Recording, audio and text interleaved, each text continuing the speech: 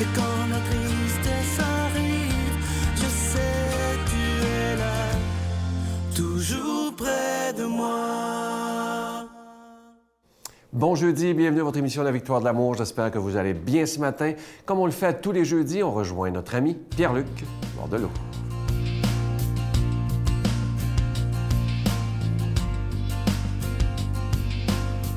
Bon matin à vous, très heureux de vous retrouver en ce matin du 15 décembre. En ce matin où peut-être que quelques parties de Noël ont déjà eu lieu dans votre milieu de travail ou je ne sais trop à quelle fête vous êtes joints pour ça. J'avais le goût d'aborder ça en mi-décembre parce que c'est souvent là que ça se termine, là, les parties de Noël, il en reste encore. Les parties, je dirais, de bureau, là, de travail, là. Parce qu'après ça, c'est les parties de famille. Et je me questionnais, c'est plus des parties de Noël qu'on a. Soyons honnêtes, là, ce sont des parties du temps des fêtes. On a soustrait un peu la fête de Noël pour faire des parties du temps des fêtes. On s'entend-tu là-dessus? Là? Il n'y a plus grand monde, en tout cas, à moins que vos parties soient très religieux, peut-être dans un diocèse ou dans une communauté, vous faites un party de travail. Mais je trouve qu'on... Puis je dis pas ça parce que j'en suis insulté. Je fais moi-même partie de certaines entreprises, institutions autres que religieuses. Je me joins à des parties et c'est pas là, évidemment, qu'on aborde notre vie chrétienne, notre vie de chrétien. Mais je voulais qu'ensemble, on puisse se poser la question, comment on peut être des donneurs de sens au cœur de ces parties-là? Comment on peut, comme chrétiens, rayonner de nos lumières naturelles de chrétiens là-dedans?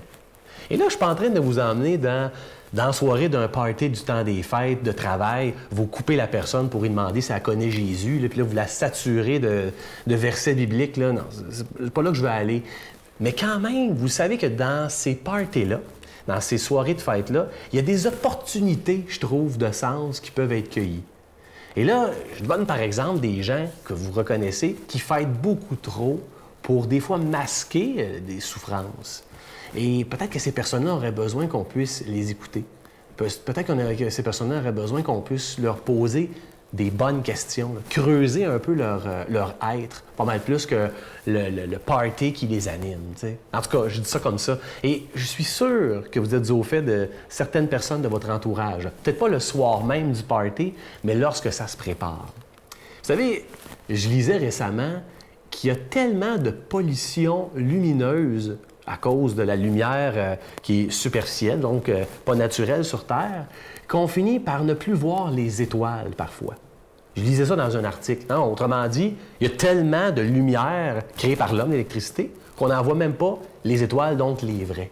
Je trouve qu'on peut, à l'image de ça, être des chrétiens qui rappellent cette lumière naturelle qu'on peut être au cœur du superficiel, entre guillemets, là. Et là, je ne dis pas ça pour que vous enleviez vos lumières de Noël chez vous, là, pas du tout. Mais rappelons-nous qu'on peut donner du sens au cœur des festivités. Au cœur du superficiel, on peut être des donneurs de sens, des gens qui rappellent aux gens d'être des lumières naturelles. Notre Père qui es aux cieux, que ton nom soit sanctifié, que ton règne vienne, que ta volonté soit faite sur la terre comme au ciel. Donne-nous aujourd'hui notre pain de ce jour. Pardonne-nous nos offenses, comme nous pardonnons à ceux qui nous ont offensés. Ne nous laisse pas entrer en tentation, mais délivre-nous du mal, car c'est à toi qu'appartient le règne, la puissance et la gloire, pour les siècles des siècles. Amen. Dans le cadre des 60 ans de vie religieuse de Sœur Angèle, la Victoire de l'amour vous invite à son pèlerinage en Italie, en compagnie de Sœur Angèle, du Père Yvon Sanson et la participation occasionnelle de Sylvain Charon. Nous visiterons entre autres Venise, Padoue, Florence, Sienne, Assise et Rome. Célébration eucharistique avec le Père Yvon Sanson.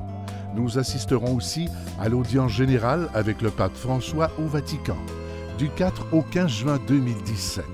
Informations et réservations, voyage intermission au 514-288-6077 ou sans frais au 1-800-465-3255.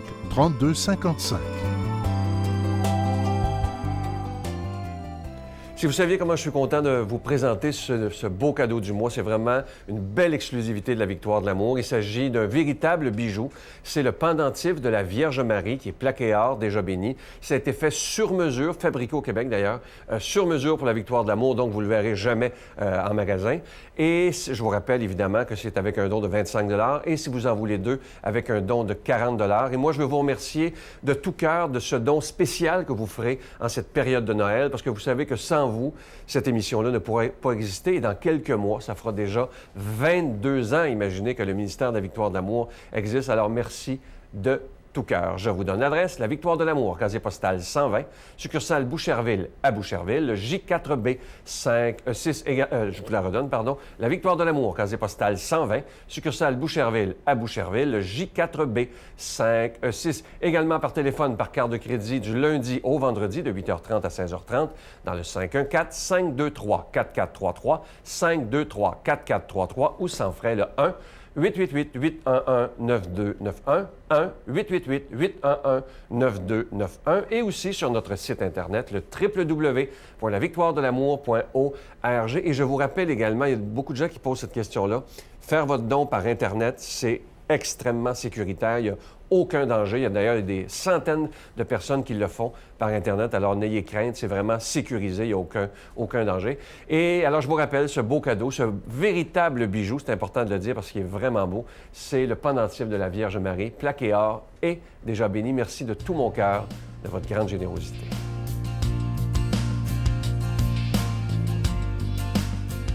Mon Dieu, donnez-moi la sérénité d'accepter les choses que je ne peux changer, le courage de changer les choses que je peux et la sagesse d'en connaître la différence. Amen. Aujourd'hui, la parole de Dieu est proclamée par l'abbé Jean Chrysostome.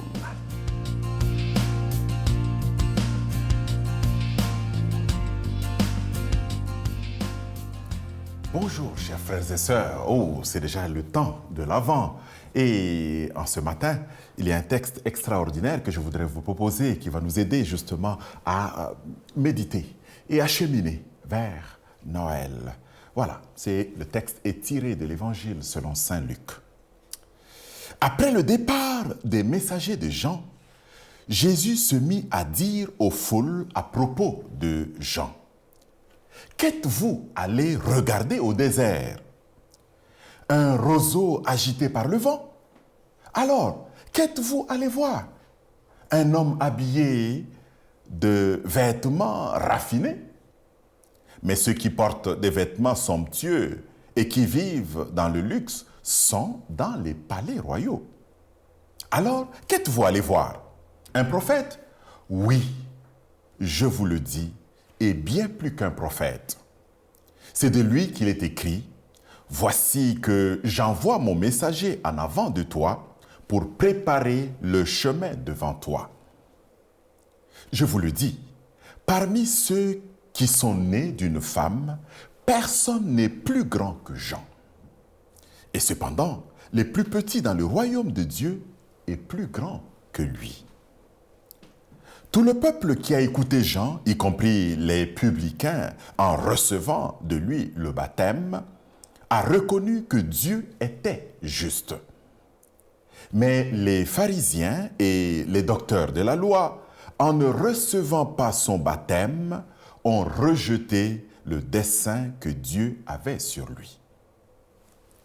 Voilà, chers frères et sœurs, un texte extraordinaire qui nous permet de méditer sur ce temps de l'Avent, en même temps qu'il nous prépare à Noël. Et j'aimerais partir d'un aspect de ce texte ici, où Jésus est en train de présenter Jean-Baptiste. Il dit que Jean-Baptiste n'est pas quelqu'un qui est comme un roseau et un homme changeant par un comportement qui se modèle à son époque. Roseau. Il n'est pas agité par toutes sortes de modes. Il n'est pas agité par toutes sortes de langages. Il ne se laisse pas modeler par le langage de son époque aussi. Jean-Baptiste est quelqu'un de fondamentalement attaché à sa mission, celle d'être un prophète. Il est celui qui vient pour pointer du doigt, pour montrer l'agneau de Dieu. l'agneau de Dieu qui vient pour donner le salut des humains. Cet agneau de Dieu, ce Fils de Dieu qui a été attendu depuis des siècles, Jean-Baptiste est venu pour l'indiquer. Et il est comme celui qui vient faire le passage entre le premier et le deuxième testament. Parce qu'il pointe du doigt, il ouvre la porte, il ouvre le chemin à tout le monde pour qu'il puisse aller vers celui qui vient accomplir toute l'écriture, celui qui vient accomplir toutes les promesses de Dieu. Et celui-là, c'est Jésus. Mais j'ai quelque chose de très intéressant. J'espère que vous avez dans votre tête là, un petit passage là qui pourrait être embêtant. On dit, parmi ceux qui sont nés d'une femme, personne n'est plus grand que Jean. Et cependant, le plus petit dans le royaume de Dieu est plus grand que lui. Mais comment se fait-il que Jean-Baptiste, ce grand prophète, celui dont nous avons parlé là, qui a pointé du doigt le Messie, celui qui a ouvert le Premier Testament aux gens plutôt il a ouvert aux gens du Premier Testament, le Nouveau Testament. Comment se fait-il que lui puisse être encore un petit? Ah oui, parce qu'avec Jésus, justement, avec celui-là que Jean a pointé du doigt, il y a un nouvel ordre mondial, un nouvel ordre qui vient. Et il devient, lui, Jésus, le point, le socle à partir duquel tout s'organise, tout se réorganise. Alors, dans ce nouvel ordre du Christ, celui qui croit en lui devient le premier. Parce que le Christ ouvre un nouveau monde dans lequel tous ceux qui croient en lui sont justement ceux qui vont hériter du royaume de Dieu. Alors le Christ est le centre, le Christ est le fondement de toute foi. Le Christ est le fondement du monde à venir. Tout être humain qui veut rentrer dans ce monde à venir est appelé à s'ouvrir à Jean. Et d'ailleurs, Jean-Baptiste lui-même devient le disciple du Christ. Jean-Baptiste lui-même ne trouve vraiment de personnalité, de grandeur que parce qu'il est au service du Christ. Et il va dire d'une manière extraordinaire, vous le savez, qu'il grandisse et que moi je diminue, qu'il grandisse et que moi je diminue. Ce temps de l'Avent, c'est un temps où nous avons à nous tourner vers le Christ, celui que Jean-Baptiste a pointé du doigt. Ce temps de l'Avent, c'est le temps où nous avons à préparer notre cœur pour accueillir ce Christ qui va être déposé dans les berceaux de l'humanité qui est notre humanité, notre vie. Que le Seigneur nous donne, qu'il nous bénisse durant cette journée au nom du Père et du Fils et du Saint-Esprit. Amen. Je vous salue Marie, pleine de grâce. Le Seigneur est avec vous. Vous êtes bénie entre toutes les femmes, et Jésus, le fruit de vos entrailles, est béni. Sainte Marie, Mère de Dieu, priez pour nous pauvres pécheurs, maintenant et à l'heure de notre mort. Amen.